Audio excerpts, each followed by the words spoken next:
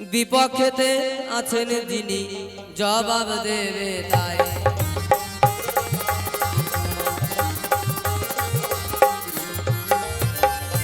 কল্পনাতে আলপনায় এঁকে গো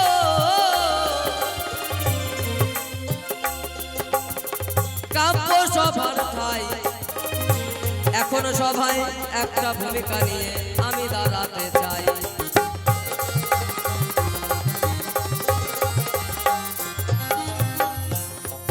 আলোচনা করতে গেলে দুইজনকে দুইটা ভূমিকা নিতেই হবে, কি বাবা?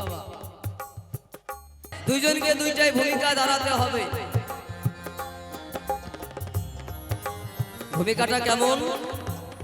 মানে কল্পনায় আমি রাজাও হতে পারি। এখন কল্পনায় মানুষ অনেক কিছু হয়। আমরা সিনেমা দেখি, সেখানে নায়ক দেখি, নায়কের পিছনে কিন্তু একটা খোল নায়ক থাকে, তার জন্য এত প্রধান নায়ক। সত্য ত্রেতা দাপর কলি চার যুগ দেখতে পাই, ইহার মধ্যে ত্রেতা যুগের আজকে আলোচনার বিষয়।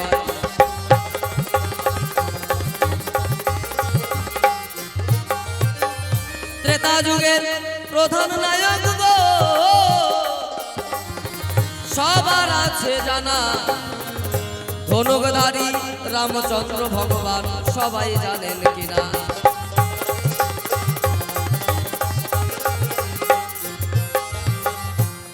ভগবান রামচন্দ্র ত্রেতা যুগে ধনুকধারী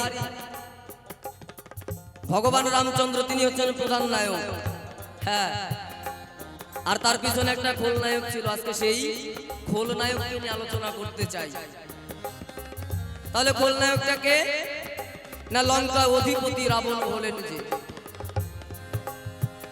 আজকে লঙ্কা অধিপতি রাবণের ভূমিকা মাননীয় শ্রীমান গৌরব তরফদার মহাশয়, সেই নাম পরিহরি আজকে সভাতে যতক্ষণ থাকবে তিনি হবেন রাবণ দশানন। আর আমি তার বিপক্ষের উকিল। আপনার আমাকে নেমন্তন্ন দিলেও ভালো, না দিলেও ভালো। হ্যাঁ, মানে মানুষের যখন কমে আসে দম, তখন প্রবেশ করে গৃহে জম। আমি সেই যমরাজের ভূমিকায় দাঁড়িয়ে, ধর্মরাজের ভূমিকায় দাঁড়িয়ে রাবণের কাছে আমার কিছু কথা উত্থাপন। শোনো শোনো ওগো রাবণ, আমি জানতে চাই প্রথমবারে কিছু কথাই আমি তুলবো এ সভায়।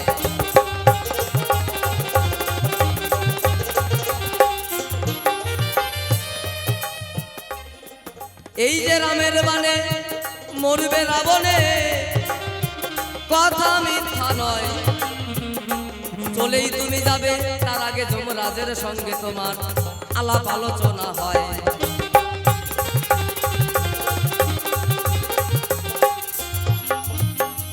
ভগবান রামচন্দ্রের বানে রাবণ মরবে প্রাণে, এমন অবস্থায় সম্মুখে দাঁড়ালাম গিয়ে যম। ডেকে ডেকে তোমার কাছে তাই আমি জিজ্ঞাসি, হে রাবণ, তুমি হচ্ছ অত্যাচারী, তুমি হচ্ছ পাপী। তোমার কথা শোনা মাত্রই বিশ্ব ব্রহ্মাণ্ডের সবাই জানে তোমার মতন অপরাধী আর কেউ নাই ধরায়। তাহলে যেহেতু তুমি প্রাণে মরেই যাবে, তার পুরো ভাগে তোমার কাছে কিছু জানতে চাই, বলবে ধর্মসভার ভাই। বলো রাবণ, সারা জীবন এত পাপ করলে, আচ্ছা তোমার কাছে আমি একটা করি জিজ্ঞাসন, তুমি রামের সীতা করেছিলে হরণ, রামের সীতা তুমি হরণ করলে, কিন্তু তুমি রাবণ দশানন ইচ্ছাকৃত নিজের রূপ পরিবর্তন করতে পারতে। আচ্ছা বলো দেখি, তাই কি কারণে সাধুগুরু বৈষ্ণবদের তুমি অপরাধী করলে? ওমা কেন? না যেদিন সীতাকে হরণ করেছিল সেদিন রাবণ এরকম সাধুর পোশাক পরে স্কন্ধে ভিক্ষার ঝুলি নিয়ে সম্মুখে গিয়ে দাঁড়িয়েছিলেন পঞ্চবটী বনে। সাধুর বেশ ধারণ করে সীতাকে হরণ করে নিয়ে যায়। ও রাবণ, তোমার কাছে আমার এখানেই জিজ্ঞাসন, তুমি নিজের রূপ ধারণ করে তুমি সীতাকে হরণ করে নিয়ে যেতে পারতে, তাহলে সাধুগুরু বৈষ্ণবের আজকে কলঙ্কিত হতো না। এখন সবাই বলে বাবা, এই সাধুর পোশাকে দেখা মাত্রই মনে মনে সবাই বলে তাই যে সাধুদের চরিত্র কেমন আছে জানা, বাইরে সাধুর পোশাক, মনের ভিতরে ওদের মন্দ স্বভাব, মানে মোটের উপরেও ভালো না। তাই তোমার কাছে আমার জানতে আকিঞ্চন, কেন তুমি সেদিন সাধুর পোশাক করেছিলে ধারণ? পরিষ্কার ভাবে দিয়ে যাবে বিশ্লেষণ। আর এক কথা তোমার কাছে তুলে ধরতে চাই, সবাই এসে জবাব দিয়ে যাবে আজকের সবাই।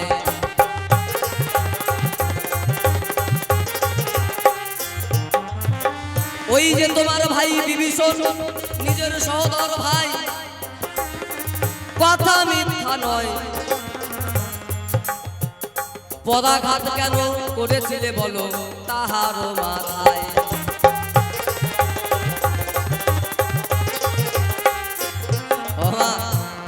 এক বাবার যদি 4 জন ছেলে থাকে, বাবার যত সয় সম্পত্তি 4 জন ভাগ করে নেবে। আর এই রাবণের মনের ভিতরে এত হিংসা, ওই স্বর্ণ লঙ্কাপুর, ওই লঙ্কাপুরি মানে নিজে আত্মসাৎ করবে বলে, নিজে আত্মসাৎ করবে বলে নিজের ভাই রাবণের পিতাকে, না রাবণের পিতা হচ্ছে বিশ্বশ্রবা মণি নিকষার সন্তান হচ্ছে রাবণ, কুম্ভকর্ণ, বিভীষণ, শূর্পণখা। তাহলে তোমার কাছে আমার জানতে আকিঞ্চন, তোমার ভাই বিভীষণ সে কি এমন অপরাধ করেছিল যে তুমি তাকে তার মস্তকে পদাঘাত করলে, পা দিয়ে লাথি মেরে তোমার লঙ্কাপুরী থেকে বিতাড়িত করলে? তার কি অপরাধ ছিল বলো? তাই সে তোমার সহোদর ভাই। তুমি যে এত পাপ করেছো, ও রাবণ আমার আছে মনে, আর কিছুক্ষণ পরে তোমার প্রাণ যাবে চলে। আমি তোমাকে আমার জমালয়ে নিয়ে গিয়ে, তুমি জানো না তোমার কত বড় সাজা তৈরি হয়ে আছে। তাই প্রাণ যাওয়ার আগে তুমি পরিশুদ্ধভাবে একটু সকল কথা খুলে বলে যাবে। আর এক কথা সভা মাঝে করতে চাই উত্থাপন, সভায় এসে জবাব দিও আজকের রাবণ।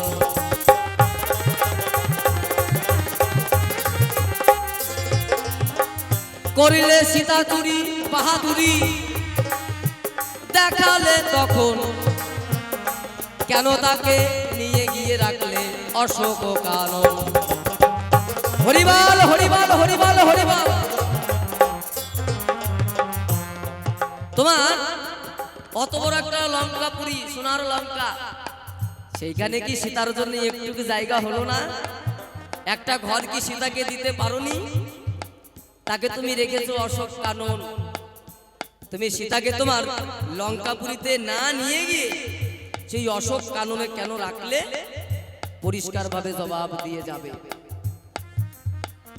প্রথমবারে সভা মাঝে জানবার বিষয়, এক এক করে সূত্র ধরে জবাব দেবে তাই।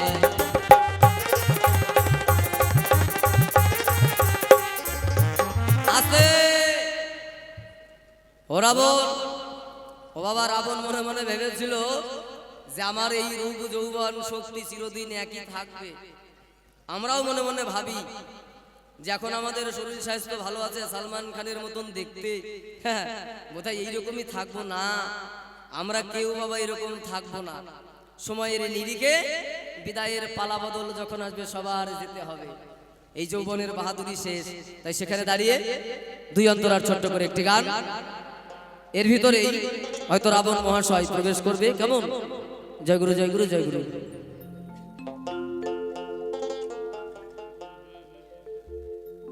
কেউ যদি মনে মনে ভাবে চারি দেওয়াল অন্ধকার, তার ভিতরে পাপ করলাম, জলের তলে ডুব দিয়ে আমি আকাম কুকাম করলাম, কেউ দেখলো না, কেউ জানলো না। জানে একজন, জানে একজন, সে নিজেও জানে। মহাজন বললেন মনে জানে পাপ আর মায়ে জানে বাপ। তাহলে বন্ধু তুমি যেখানে যে কর্মই করো না কেন, যতই চালাকি করো না কেন, কোনো চালাকি খাটবে না। যেমন এই যে রাবণ, তার সম্মুখে দাঁড়িয়েছে যম। তাই কি বলছো শুনুন।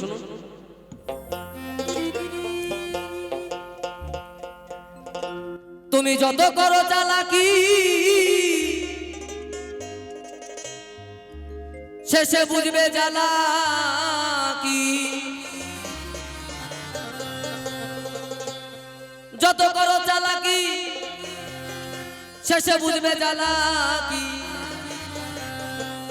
এ যৌবন চলে গেলে ওরা বল, এ যৌবন চলে গেলে খাটবে না বাহাদুরি।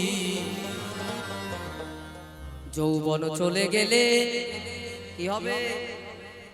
খাটবে না বাহাদুরি। যত করো চালাকি শেষে বুঝবে জ্বালাকি, যত করো চালাকি শেষে বুঝবে জ্বালাকি। এ যৌবন চলে গেলে, এ যৌবন চলে গেলে খাটবে না বাহাদুরি। যৌবন চলে গেলে খাটবে না বাহাদুরি। যৌবন চলে গেলে খাটবে না বাহাদুরি।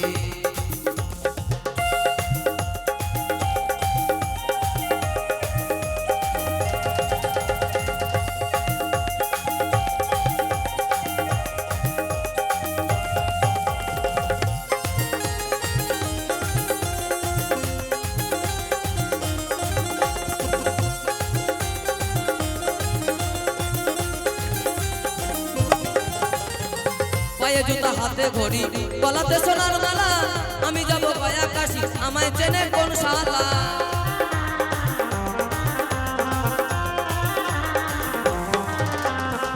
পায়ে জুতা হাতে ঘড়ি গলাতে সোনার মালা, আমি যাব গয়া কাশি আমায় চেনে কোন শালা।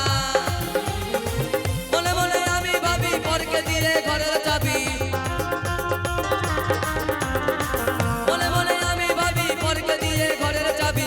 গয়া কাশি বৃন্দাবনে, গয়া কাশি বৃন্দাবনে বেড়াবো গড়ি গড়ি।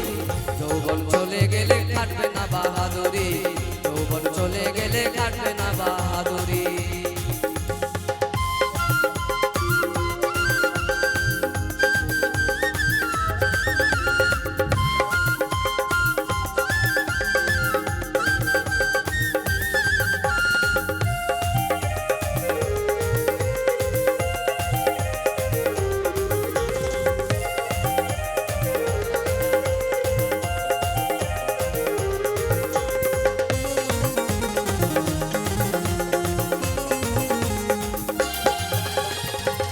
হরি নাম আসে না, মুখে হরি নাম আসে না, চোখেতে সর্ষে ফুল। মনের বয়স 12-13 পেকে গেছে মাথার চোখ।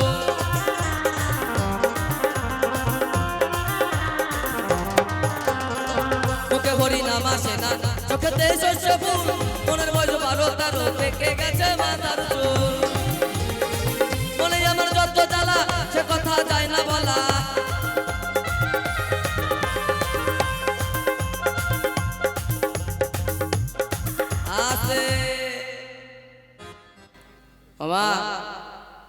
আমাদের এই উঠতি বয়সে বুঝলেন ফুর্তি জাগে মনে। কি দিয়ে কি করি, রঙিন চশমা মনে হয় মাঝে মধ্যে চোখে দিয়ে পড়ি। আমার আবার মায়েরা যারা খুব ভালো, এত ভালো বাবা, হ্যাঁ একদম কি বলবো, দিনের বেলায় না হলেও 14-15 বার করে আয়নার সামনে যায় আর নিজের রূপ যৌবন দেখে আনন্দিত মনে এইভাবে শাড়ির আঁচলটা ধরে, বুঝলেন, এইভাবে ধরে খালি পেঁচায় আর ভাবে মুই কি ছিনু রে আর কি হনু, মুই কি ছিনু আর কি হনু, এরকম ভাবে। কিন্তু যেই বয়স হয়ে যাবে 80, বলবে এই মানুষটা হয়ে গেছে সমাজে বাসি। কিন্তু আপনারা খুব ভালো মা, আপনারা সত্যি ভালো। আমাদের ওইদিকে যত জঞ্জাল, একদম আমাদের গঙ্গারামপুরে যদি কেউ গিয়ে থাকেন দেখবেন যা 8 বছর যা প্যান্ট, ও বোঝাই যায় না। বাবাদের খালি ঠকায় জানেন, বাবাদের খালি ঠকায়। কেমন ঠকায় জানেন? বলবো বলবো বলবো বলবো বলবো আমার এক মা, মানে আমার এক বন্ধুর বউ গিয়ে আমার বন্ধুর কাছে বলছে, কি বলছে জানেন? বলে শোনা কি বলছে, তুমি আমাকে 100 টাকা দাও না। কেন? বলছে আমার বান্ধবীর ছেলের জন্মদিন, আমার বান্ধবীর ছেলের বার্থডে, জন্মদিন। ভালো কথা, গিফট দিতে হবে। আচ্ছা নেও 100 টাকা দিয়েছো মা, ওই বার্থডে না কাঁচকলা, ওই টাকা নিয়ে গঙ্গারামপুর স্ট্যান্ডে ভালো বিউটি পার্লার, এদিকে নাই বোধহয় না। এখন ওই বিউটি পার্লারে গেছে, কি বলবো আপনাদের, ধারে ভগবানের চুল লম্বা লম্বা কোমর পর্যন্ত চুল, ডেকে ডেকে বলে তাই এই চুলগুলোকে কেটে কেটে একদম সিঁড়ির মতো করে দাও। সিঁড়ি, আচ্ছা চুল কাটছে ভালো কথা, সাবান শ্যাম্পু প্রয়োজন হয়, দরকার নাই, ছোট করে যত ভালো। আচ্ছা বলেন দেখি, তাই এই চোখের উপরে কয়েকটা ভুরু দিছে সূর্যের আলো আটকানোর জন্য, এমন ছাট দিছে মনে হচ্ছে এই মাত্র মনে হয় মাকাই জমির আল ছাড়ছে। এই যে রূপ চর্চা, রূপ যৌবন চর্চা, এই রূপ যৌবন চর্চা না করে যদি একটু হরি গুণগান করা যায়, যেখানে ভাগবত পাঠ হয়, যেখানে হরি গুণগান হয়, যেখানে সংকীর্তন হয়, সেখানে যদি যাওয়া যায়, আমার পরের জন্য, পরের সময়ের জন্য আমার কত সঞ্চয় হয়ে থাকে সেই হিসাব কিন্তু আমাদের মধ্যে নাই। তাই তো মহাজন বলছে, মুখে হরি নাম আসে না, মুখে হরি নাম আসে না, চোখেতে শস্য ফুল, মনের বয়স 12 পেকে গেছে মাথার চোখ।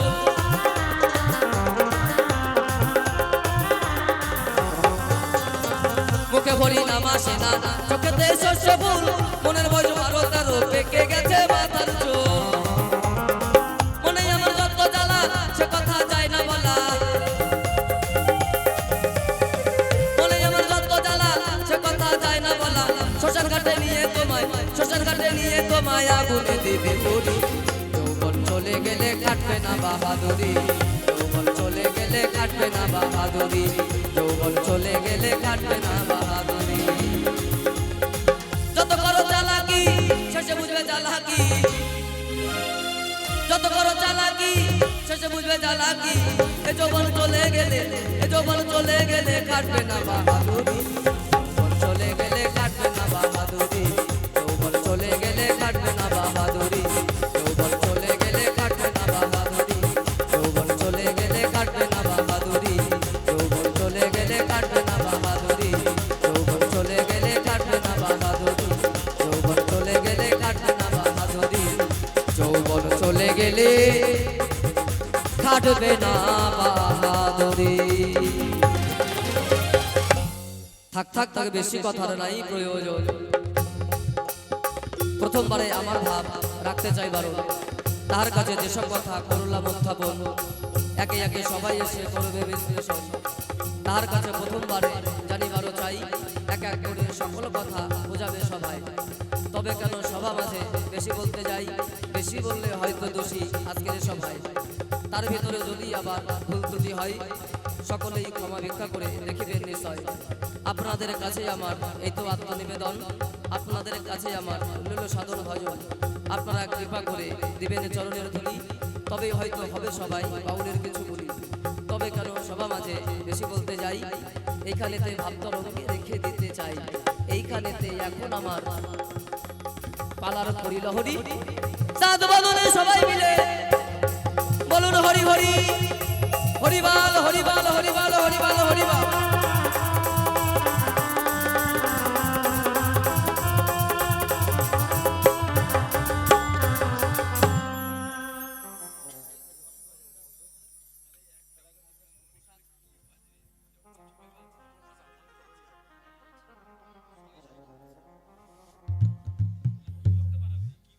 হরিবল হরিবল হরিবল।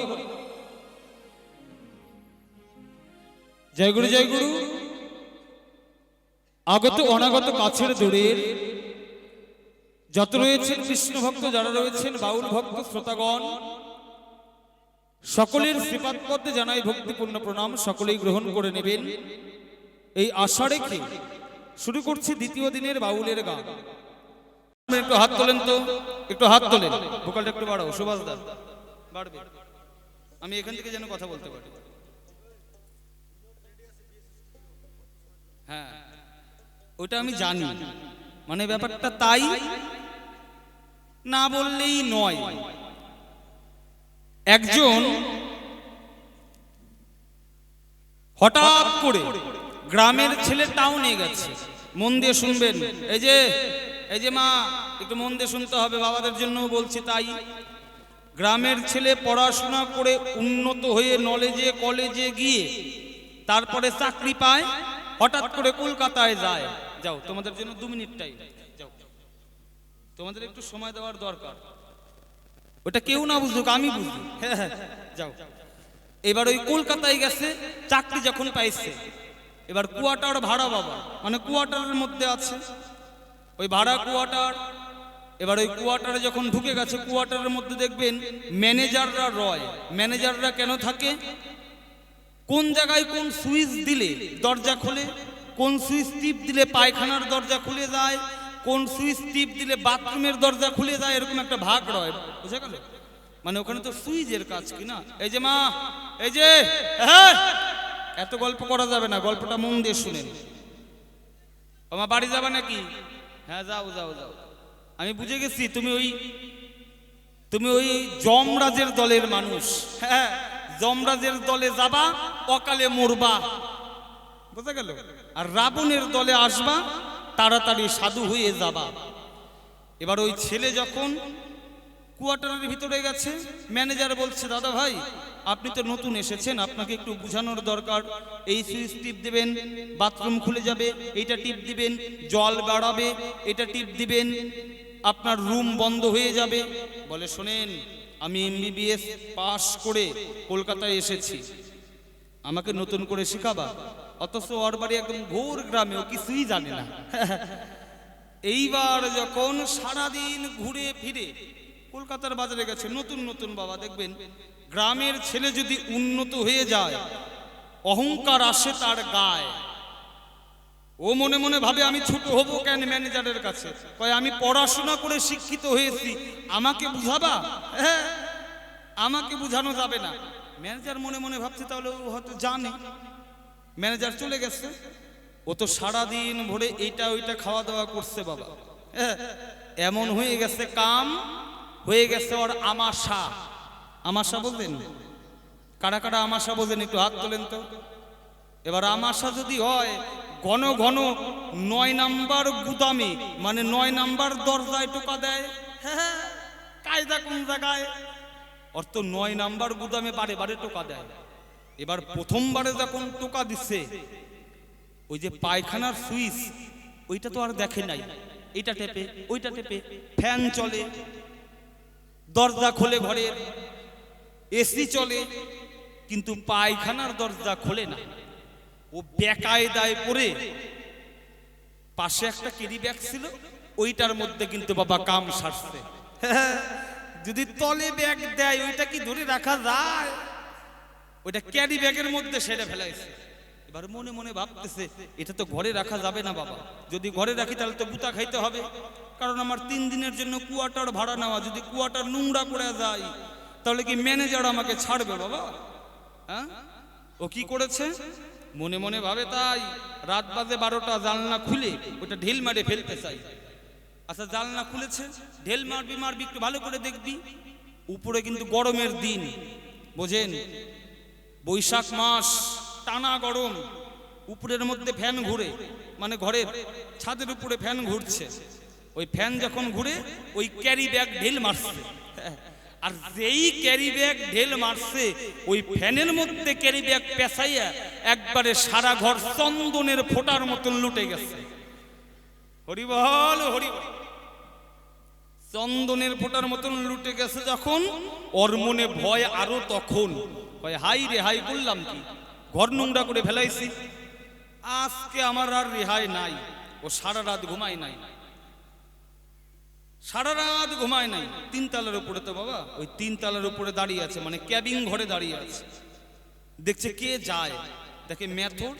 সকালবেলা যারা রাস্তাঘাট পরিষ্কার করে, বাথরুম পরিষ্কার করে, ওরা যায়, ওদেরকে ডাক দেয়, দাদা, ও দাদা, একটু শোনেন। কয়, বলেন। কয়, না, আপনি 3 তলার উপরে আসেন। কয়, কি ব্যাপারটা কি? এই 3 তলার উপরে ডাকে কেন? মানুষ আমাকে বাথরুম পরিষ্কার করার জন্য নিচে এসে কথা বলে, নিচে ডাকে, উপরে ডাকে কেন? কয়, না, আপনি উপরে আসেন, দরকার আছে। এবার ও যখন উপরে গেছে, ওই ঘরের মধ্যে নিয়ে গেছে। কয়, আপনি ঘরের মধ্যে নেন কেন? কয়, না, এর একটা ব্যাপার আছে, আপনি আগে ঘরে আসেন। ঘরে যখন গেছে, কয়, দাদা ভাই, আপনি তো পায়খানা বাথরুম পরিষ্কার করেন, আমার কথা নেবেন, এই ঘরটা একটু ভালো করে পরিষ্কার করে দেবেন। কয় কেন? কয় এই ঘরের মধ্যে গোটা ঘরে গু জড়াই আছে, ও চারোদিকে ঘরের চারোদিকে পরিষ্কার করার আগে চারোদিকে তাকায় তাকিয়ে দেখে, একবার এই দিকে তাকায়, একবার এই দিকে তাকায়, একবার ওই দিকে তাকায়। কয় দাদা ভাই তুমি তাকাও কেন? হ্যাঁ, তুমি তাকাও কেন? তোমাকে আমি ডাকলাম পরিষ্কার করার জন্য, বলো তুমি কত টাকা নিবা? কয় আমার বিল তো বেশি না, 500 টাকা। কয় তোমাকে আমি 10,000 টাকা দেবো, আগে তুমি ঘর পরিষ্কার করো। কয় দাদা ভাই টাকার গরমে তো সবকিছু হয় না, তুমি আমাকে 10,000 টাকা দিবা এটা মেনে নিলাম, কিন্তু আমি তোমাকে 20,000 টাকা দেব, তুমি ফ্যানের মধ্যে বৈশা পায়খানা করলে কেমন কইরা, এটা একটু নতুন কইরা দেখাও। হরিবল হরিবল, বোঝা গেল? তুমি ফ্যানের মধ্যে বসে পায়খানা করলা কেমন করে, ওইটা ভালো করে আবার দেখাও। তাহলে যমরাজ বলি তোমার ঠাই, ওই গু জড়ানোর মতন কথা বলো না ধরাই, কারণ রাবণ ছিল যিনি পরম সাধক হলেন তিনি, তার অন্তরঙ্গে ছিল ভক্তি ভাব আর বহিরঙ্গে ঐশ্বরিক ভাব, অন্তরঙ্গ দিয়ে সাধনা করে, তাই তো রাবণ প্রধান ধ্যানী, প্রধান যোগী, প্রধান সাধক হলো ত্রেতা যুগে বলি তোমার ঠাই, তার উপরে পরম সাধু আর বিশ্ব চরাচরে নাই। একবার সাধু গুরু বৈষ্ণব প্রেমানন্দে হরি হরি বলো সবাই। হ্যাঁ, ওই ফ্যানের মধ্যে বসে পায়খানা করলো কেমন করে, ওইভাবে জিজ্ঞাসা করো না, যা করবা ভালো করে করবা। এখানে আমি মনে করি সবাই ভক্ত আছে, তুমি মায়েদের জন্য নিন্দা করে গেলা, কয় মায়েরা সুলু পাইডার মাখে। আচ্ছা যারা ভক্তিমতী নারী তারা কি মাখে নাকি বাবা? নারীদের মধ্যেও ভাগ আছে, 4 প্রকারের নারী আছে, হস্তিনী, পদ্মিনী, শঙ্খিনী, চিত্রাণী। এই যে নারীদের মধ্যে ভাগ রয়, সব নারীকে যদি এক জায়গায় নিয়ে আসো, যমরাজ বলি তোমার ঠাই, এটা তোমার অপরাধ পাই, এটা নারীদের অপরাধ নাই। হ্যাঁ, কায়দা কোন জায়গায়? এখানেই কায়দা, বোঝা গেল? একদিকে রাবণ আর একদিকে রয়েছে যম। আচ্ছা যমের গানে কারা কারা টাকা দিচ্ছেন একটু হাত তোলে, কারা কারা টাকা দিচ্ছেন একটু হাত তোলে। ওই যে যারা যারা টাকা দিচ্ছে তারা অকালে মরবে। খালি মরবে না, ওই যমের দুয়ারে যাবে। কেন জানো? কারণ যম তো কখনো হরণ করতে যায় না, কোনো আত্মাকে যম আগে হরণ করে না, যমদূত পাঠায়। তাহলে যম কি করে জানে কোন আত্মা ভালো কর্ম করে, কোন আত্মা মন্দ কর্ম করে? এটা কি যম জানতে পারে বাবা? দেখবেন রাজা সিংহাসনে বসে থাকে, মন্ত্রী কিংবা তার কর্ম সহযোগিতার জন্য যারা রয়, যাদেরকে দিয়ে কর্ম করায়, তারা রাজ্যের খবর নেয়। তাহলে যম কি করে জানে কোন জীব কোন কর্ম করে বিশ্ব চরাচরে? এখানে একটা কায়দা আছে। যম তুমি বলি, তোমার কাছে বলি তোমার ঠাই, তুমি একটা কাজ করো, কোন করো কেন? তুমি সাধুকে অপমান করো। হ্যাঁ, এই যে রাবণ, এই রাবণটা কে ছিল পূর্ব জন্মে, তাই এটা একটু তোমার জানার বিষয়। পূর্ব জন্মে রাবণ ছিল, এরা 2 ভাই, একজন ছিল জয় আর একজন ছিল বিজয়, যারা ছিল বৈকুণ্ঠের দ্বারের দাঁড়ি, নিত্য নিত্য দিন নারায়ণের দ্বারের দাঁড়ি হয়ে রয়। এমতো অবস্থায় 4 জন পণ্ডিত এবং ব্রাহ্মণ গিয়ে বলে জয় বিজয়ের ঠাই, জয় বিজয় তোমরা কথা নেবে, দ্বার তোমরা ছেড়ে দেবে কেন? আমরা নারায়ণের সঙ্গে দেখা করতে চাই। জয় বিজয় করে মানা প্রভুর বাক্য, আমরা কখনো অবহেলা করতে পারি না। প্রভু বর্তমান শয়নে আছে, তিনি বলে গেছে আমি না জাগা পর্যন্ত আমার কক্ষে যেন কেউ ঢুকতে না পারে। জয় বিজয়ের কাছে 4 জন পণ্ডিত ব্রাহ্মণ বললেন, জয় বিজয় আমরা মনি, আমরা ধ্যানী, আমরা ব্রাহ্মণ, আমাদের তুমি বাধা দিচ্ছ। তোমাদের করব অভিশাপ, সে অভিশাপ হইতে পাবে না মাপ। এখনো সময় আছে, দাঁড় ছেড়ে দাও। জয় বিজয় দাঁড় ছাড়তে রাজি নয়, কারণ একানিষ্ঠ ভগবানের ভজনা করে। নারায়ণে ভিন্ন জয় বিজয়ের অন্তরে আর কিছু নাই।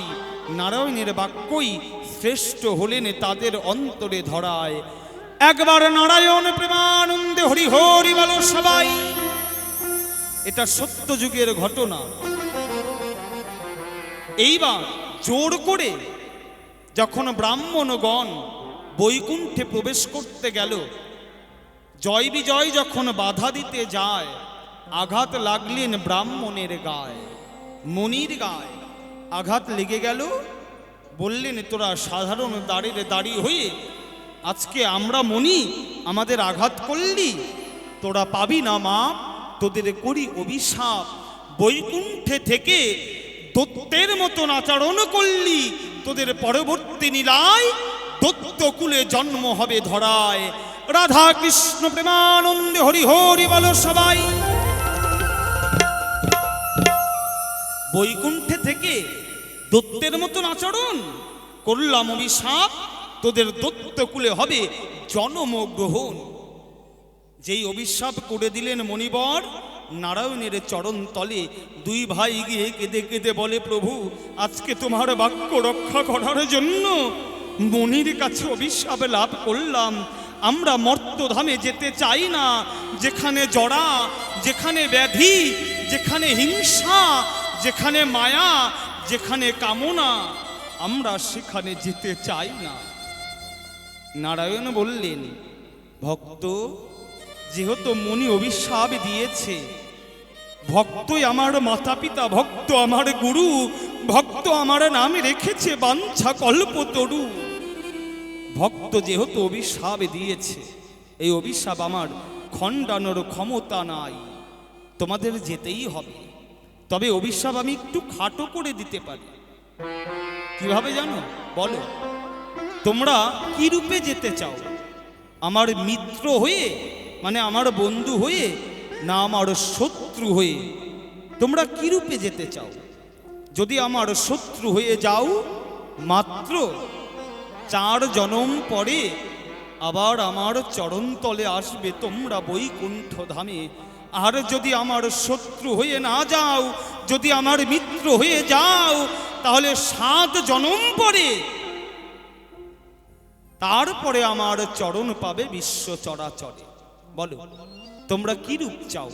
আমার শত্রু, মানে আমার শত্রু, না আমার মিত্র, আমার বন্ধু, কোনটা?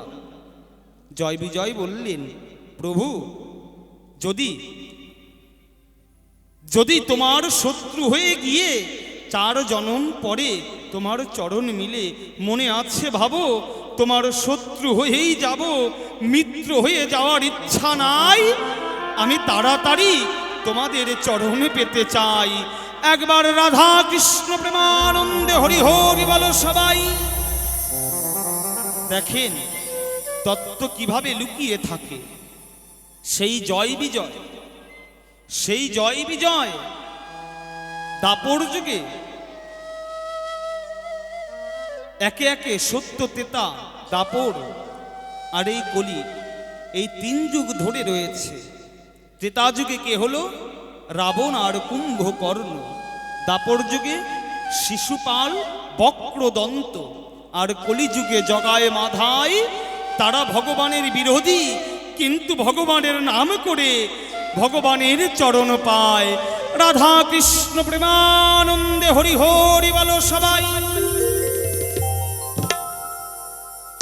বোঝা গেল? তাহলে রাবণটা কে ছিল? রাবণ ছিল পরম সাধক, পরম বৈষ্ণব, যার সাধনার দ্বারায় আত্মা শক্তি মহামায়া রাবণের ঘরে বাধা পড়ে রয়।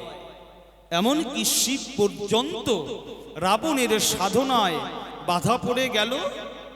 কিন্তু কিছু কারণের জন্য লঙ্কাতে নিতে পারে না এই রাবণ। এরদিব বিত্তারণ, মানে বিভিন্ন রকম ভাব রয়েছে, বলবো সভা পরে। তার পুরো ভাগে একখানা গানের অনুরোধ রয়েছে, অনুরোধের গানখানা গেয়ে শোনা। হরিবল হরিবল। প্রথমবারে জিজ্ঞাসা করলেন সাধুর পোশাক পরে, মা সীতাকে কেন রাবণ হরণ বটে করে। শোনো, সাধু হলেই মায়ের চরণ মেলে, নচেত নয়। রাবণ কেন সাধুর পোশাকে মায়ের মানে সীতাকে হরণ করলো, তাই স্বয়ংবর সবার সীতার করলো আয়োজন। জনক রাজা বলি আমি সভাতে এখন,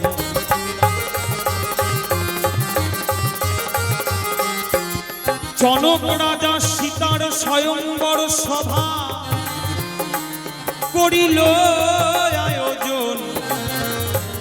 তার আগে একটা হরধনু সৃজন করিল তখন। হ্যাঁ হ্যাঁ, সীতার স্বয়ংবর সভার আয়োজন করেছে। সেই স্বয়ংবর সভায় হরধনু নামে শিবের আশীর্বাদে একটা ধনু সৃজন হলো, ওই স্বয়ংবর সভায় রাখা ছিল শিবের আশীর্বাদে। যার কারণে আমরা অনেক সময় শিবের নামে ধ্বনি দিই, কিভাবে? হর হর মহাদেব, হর হর মহাদেব। কেন এই নামটা বলি? ওই যে হরধনু সৃজন করল শিব ঠাকুর, তাই।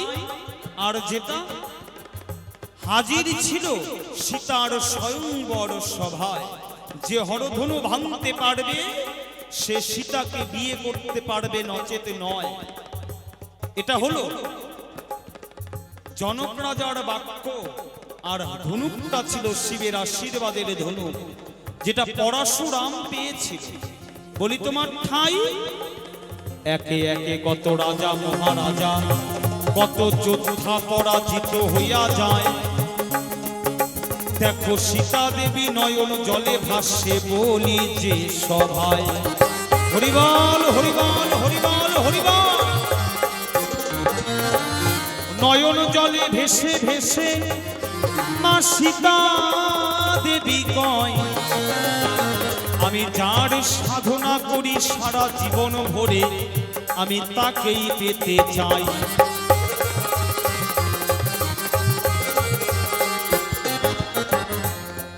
রামের সাধনা করে মা সীতা। একে একে প্রত্যেকটা রাজা, প্রত্যেকটা বীর, প্রত্যেকটা যোদ্ধা পরাজয় স্বীকার করলেন, কেউ হরধনু ভাঙতে পারলেন না। এমতো অবস্থায় সেখানে রাম গিয়ে উপস্থিত হলেন। সীতা রামকে দেখেই বুঝতে পারলেন, এই হলেন আমার মনের মানুষ, এই হলেন পরম ঈশ্বর। কারণ রাম যে ভগবান এটা রাম জানতো না। এটা রামের একটা অভিশাপ ছিল। কার কাছে? না, একটা মনির পত্নীর কাছে, মানে মনির বইয়ের কাছে অভিশাপ ছিল। কেন অভিশাপ কেন দিল? ওই যে নরসিংহ রূপ ধরে যখন হিরণ্যকশিপুকে বধ করে, ওই নরসিংহর গর্জনে মণিপত্নী ছিল গর্ভবতী, সেই গর্ভের সন্তান নষ্ট হয়ে যায় ওই নরসিংহের গর্জনে। তাই ভগবানকে মণিপত্নী অভিশাপ দিলেন, আজকে তুমি নরসিংহ রূপ ধরে আমার গর্ভের সন্তান নষ্ট করে দিলে। তুমি আগত নীলায় যখন ভগবান হয়ে আবির্ভাব হবে, তুমি যে ভগবান এটা কখনো তুমি জানতে পারবে না। কখন জানতে পারবে? যখন তোমার মাটির ওপরে চরণ রবে, মানে পা যখন মাটির ওপরে রবে, তখনই তুমি জানতে পারবে তুমি ভগবান। আর যতক্ষণ তোমার মাটিতে পা রবে, ততক্ষণ পর্যন্ত তুমি জানবে না তুমি নিজেই ভগবান। তাই রাম মাটিতে চরণ দিয়ে যতগুলো লীলা করেছে তিনি জানতো না তিনি ভগবান। ওই যে মণিপত্নীর অভিশাপ, বোঝা গেল বিষয়? সীতার সম্মুখে গিয়ে যখন রাম দাঁড়ায়, সীতা যখন নয়ন জলে ভেসে শিব ঠাকুরের কাছে মানসা করে, তাই এই যে আমার পরম স্বামী পরম নারায়ণ হয়েছে রাম, তারে পাশে পাই। হরিবল হরিবল হরি হরিবল সবাই। তিনি মানসা করলেন, কি মানসা করলেন? যদি রামকে আমি স্বামী রূপে পাই, তাহলে রামের গৃহে গিয়ে আমি পরম বৈষ্ণবের সেবা দিতে চাই। রামকে পাশে পেল, অনায়াসে রাম হরধনু হাতে নিয়ে হরধনু ভেঙে সীতাকে বিয়ে করে অযোধ্যায় নিয়ে গেল। তারপরের ঘটনা ডাক দিয়ে বলে সীতা দেবী, তাই হে স্বামী, আমি মানসা করেছিলাম শিব ঠাকুরের ঠাই, আমি যদি তোমাকে পাই তাহলে আমি বৈষ্ণব সেবা দেব ধরায়। তুমি আমার কথা লবে, পরম একটা বৈষ্ণব তুমি এনে দেবে। রাম বললেন, বাহ, তুমি বৈষ্ণব সেবা দেবে, এ তো আনন্দের কথা, এতে আমার দুঃখ নাই, আমি বৈষ্ণব এখনই এনে দেব। এই বলে রাম চলে গেল কোথায়? নৈঃসারণ্যে চলে গেল, যেখানে মণিদের আলয় রয়। ডাক দিয়ে রাম দেখো মণিদের কাছে ডেকে ডেকে কয়,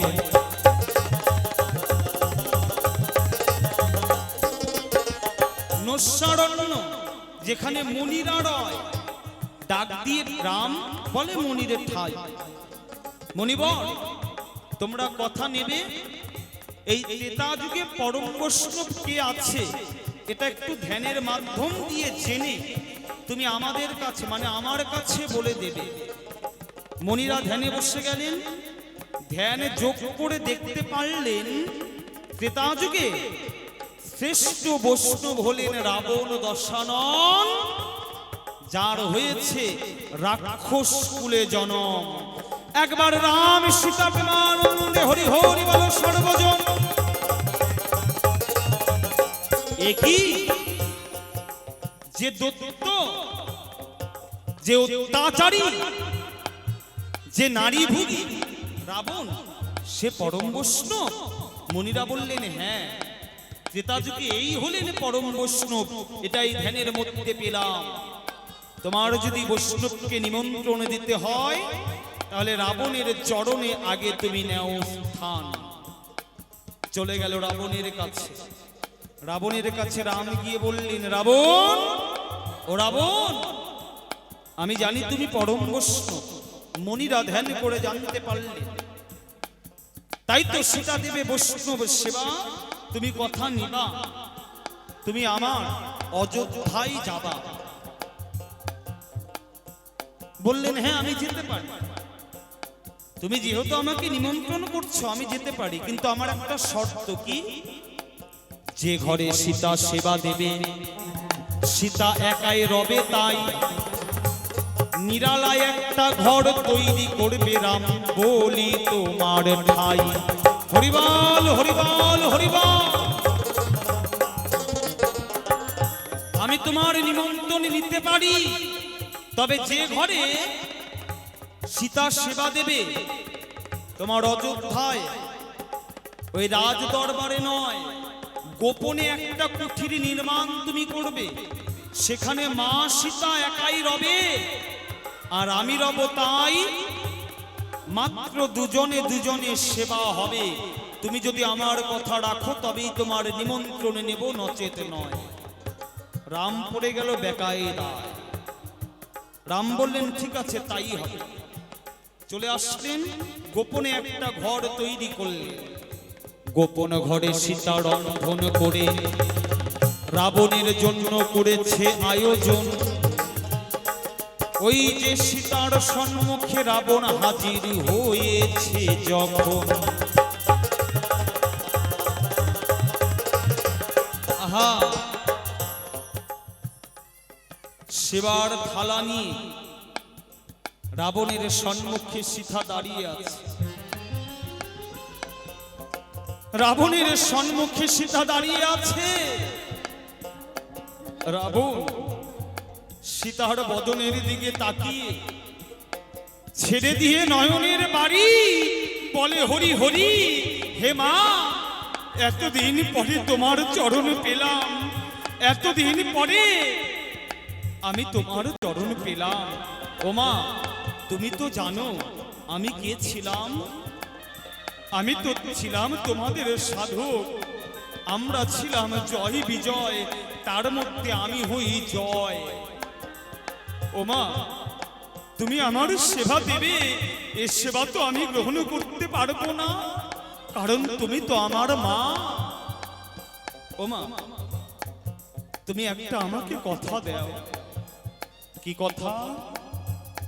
আমি তোমার চরণ যেন লঙ্কা ধামে পাই, কেননা আমার 1 লক্ষ পুত্র 100 লক্ষ নাতি, কাউকে রাখবো না বংশে দিতে বাতি।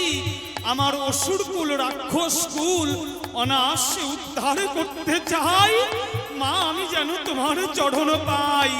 রাম সীতা প্রেমানন্দে হরি হরি বলো সবাই।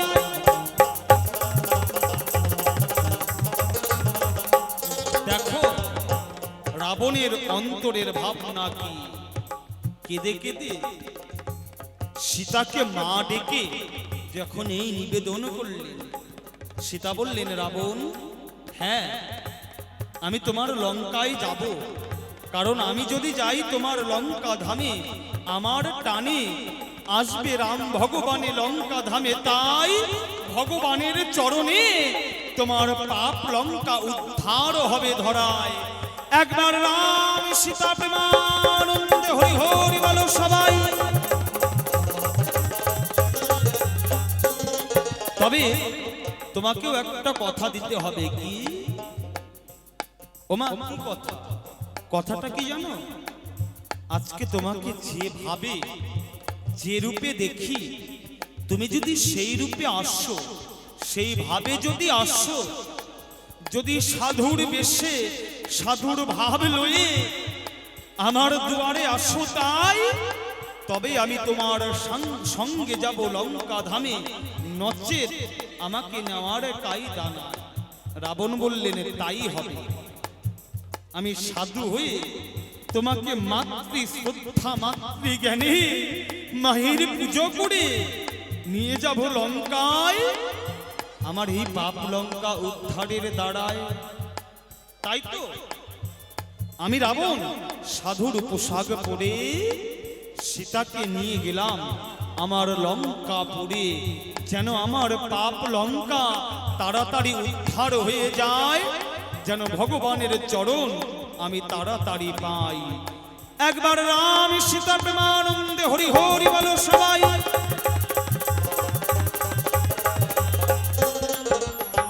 তুমি বলে গেছো অশোক কাননে, রাখলাম কিসের দায়, এত বড় লঙ্কা ছিল বলি বটে তাই।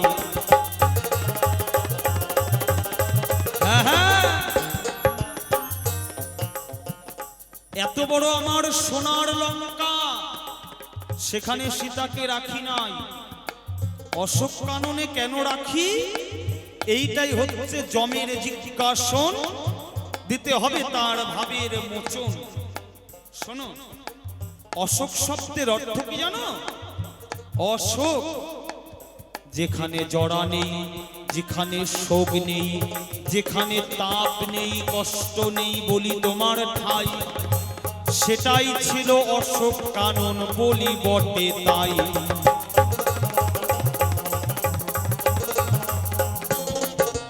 তাই আমি সন্তান হয়ে মাকে কখনো কষ্ট দিতে পারি কি ভাই, এই কারণে নিয়ে রাখলাম অশোক কাননেতে তাই।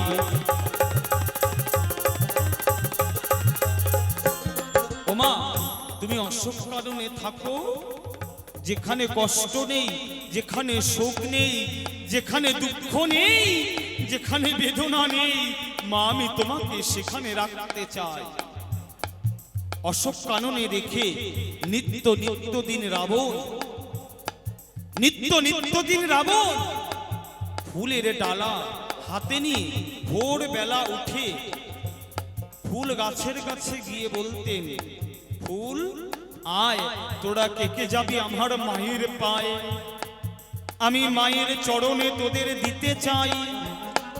প্রত্যেক দিন রাবণ হাতে একটা ফুলের সাজি লইয়ে ওই ফুল গাছের কাছে মিনতি করে তাই। আর ওই রাবণের ডাকে গাছের ফুল ঝরে ঝরে ডালার মধ্যে পড়ে। প্রত্যেক দিন ভোরবেলা অশোক কাননে গিয়ে গোপনে রাবণ মা সীতার ভজন করে তাই।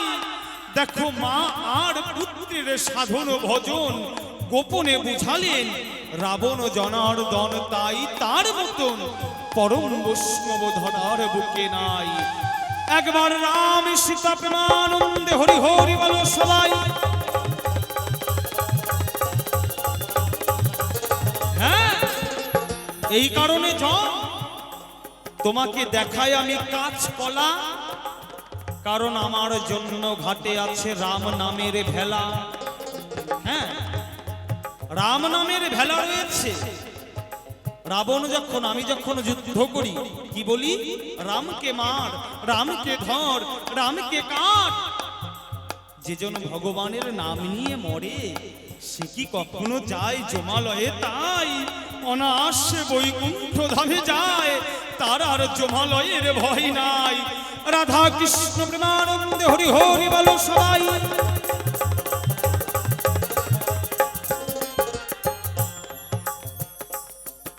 আমি রামের নাম নিয়ে মরি। দেখবেন বর্তমান একটা কথা, বাস্তব কথা, কেউ ছেলে পেলের নাম রাখে কৃষ্ণ, কেউ রাখে নারায়ণ, মানে ভগবানের নাম দিয়ে রাখে। কেন রাখে? মৃত্যুর কালে সারা জীবন আপনি হরি ভজলেন না, সারা জীবন ভগবানের চরণ ভজলেন না, মৃত্যুর কালে যদি মৃত্যু সজ্জায় একবার ভগবানের নাম নেওয়া যায়, তাতেই সেই আত্মা পরমানন্দ ধামে যায়। একবার রাধা কৃষ্ণ প্রেমানন্দে হরি হরি বলো সবাই।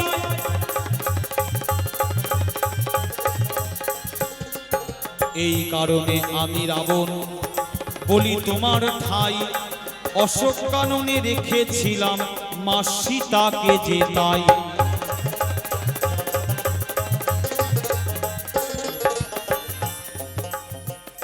সীতার চুলের মুঠিও ধরেছিল রাবণ, দিতে হবে তার বিবরণ।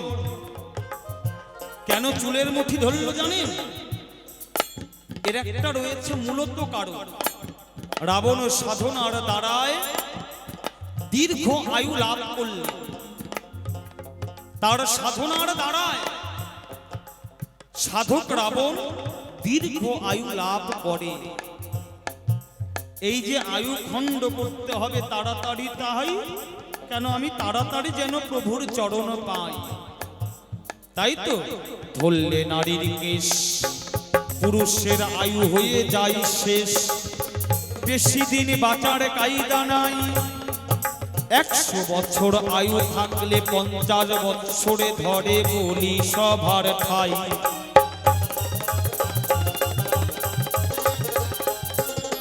হ্যাঁ, নারীর কেশ এতটাই গুরুত্বপূর্ণ বেশ। এই যে নারীদের কেশ, দেখবেন আমরা পুরুষ, আমাদের বাবা মা মারা গেলে আমরা চুল কেটে ফেলি, মায়েরা ফেলে বাবা, নারীরা ফেলে না। কেন? নারীদের চুলের মধ্যে একটা আশীর্বাদ রয়েছে। কার আশীর্বাদ? না আত্মা শক্তি মহামায়ার আশীর্বাদ।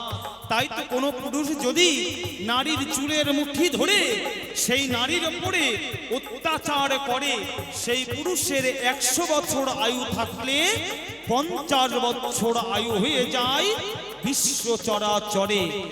একবার আত্মা শক্তি মহামায়া প্রেমানন্দে হরি হরি বল, হরি বল, হরি বল। এই কারণে আমি ধরি সীতার কেশ, তাড়াতাড়ি দীর্ঘ আয়ু আমার করি বটে শেষ। এই তো তোমার প্রথমবারের গো ছিল জিজ্ঞাসন, একে একে জবাব দিলাম আমি সভাতে এখন।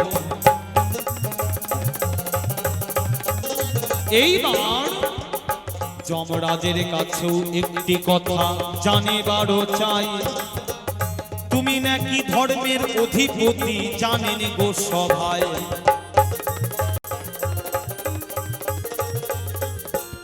তাহলে আমার যা জিজ্ঞাসা ছিল আশা করি জবাবটা হয়ে গেল। এইবার যমের কাছেও একটা জিজ্ঞাসা চাই, একটু বলার দরকার ধরায় মানে সভায়। এই যে যম ধর্মের অধিপতি মানে ধর্মের বিচার করে এই যমরাজ আপনারা জানেন সভায়। তাহলে তুমি যম হয়ে ধর্মের প্রতিপালন করো, কি করে তোমার ধর্ম নষ্ট করো? তুমি ধর্ম নষ্ট করলে কিভাবে জানো? নিজের মাকে লাথি মারলে, শোনেন দিয়া মন, তুমি ধর্মের অধিপতি হয়ে ইহান কর্ম করলে কিসের কারণ? কারণ মাতা গুরু পিতা গুরু জানিবারও পাই, তাহার সে অধিক গুরু ভজন করলে পাই।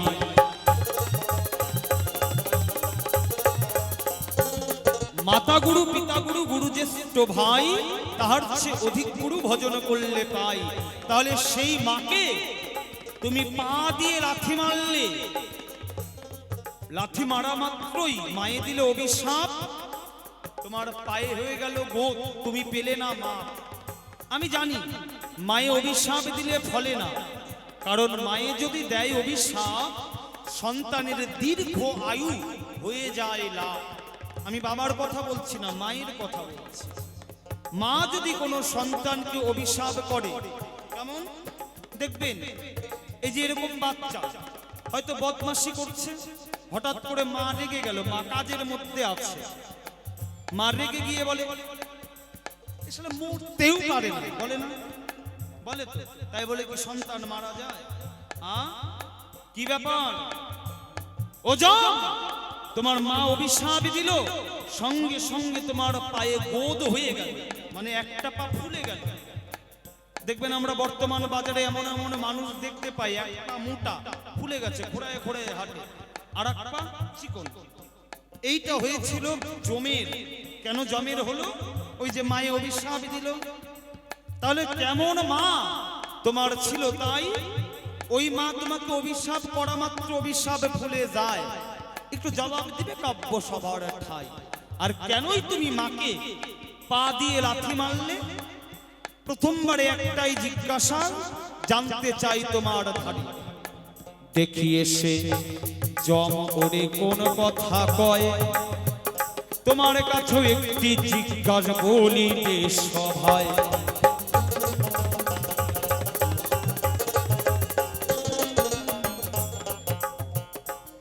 হরিবল হরিবল। তাহলে একটাই জিজ্ঞাসা থাক, আশা করি যম এসে মনের মতন জবাব দিবে, তার কথা প্রাণ ভরে শোনা। তবে তবে যাক চলে, বেশি বলে প্রয়োজন নাই, আর কেন বেশি বলি কাব্য সভার ঠাই। আমি অতি মূঢ়মতি, আমার বিচিত্র নাই জানা, সাধ্য কি তত্ত্ব কথা করি আলোচনা। কারণ তত্ত্ব কথা বলতে গেলে বিদ্যার দরকার হয়, সেদিকে বলবো কি আর লজ্জারও বিষয়। বিদ্যা বুদ্ধি জ্ঞান কোনোটাই নাই, সকলের চরণে ক্ষমা ভিক্ষা চাই। সভা পরে আছেন আমার যত মাতামাসিগণ, সকলের চরণে আমি লইলাম শরণ। নিজ গুণে কৃপা করে চরণে জায়গা দেবেন, নিজের সন্তান মনে করে ক্ষমা এবার করবেন। এই কামনা রেখে বাবাদের চরণে যাই, পিতৃ জ্ঞানে মান্যতা দিলাম, ক্ষমা ভিক্ষা চাই। সভা পরে থাকেন যদি বৈষ্ণব মহাশয়, তাদেরও চরণে ভক্তি প্রণাম জানাই। কারণ বৈষ্ণব হলেন চূড়ামণি, তাই তাদের দ্বারায় মুক্তি ধামে জীবী বটে যায়। তাই আমি মহাপাপী, শোনেন দিয়া মন, বৈষ্ণবের চরণ করিলাম স্মরণ। তারা যেন কৃপা করে চরণ ধুলি দেয়, তাদেরই কৃপায় দাঁড়ায় আমি যেন মুক্তি ধামে যাই। তবে যাক চলে বেশি বলে নাই প্রয়োজন, আর কেন বেশি বলি সভাতে এখন। সভা পরে আছেন যত মাতা মাসিগণ, সকলের চরণে লইলাম শরণ। এইখানিতে আমার ভাব আমি সঙ্গ করি। একবার রাম সীতা প্রেমানন্দে, রাধা গোবিন্দ প্রেমানন্দে, সবাই বলুন হরি হরি, হরিবল হরিবল।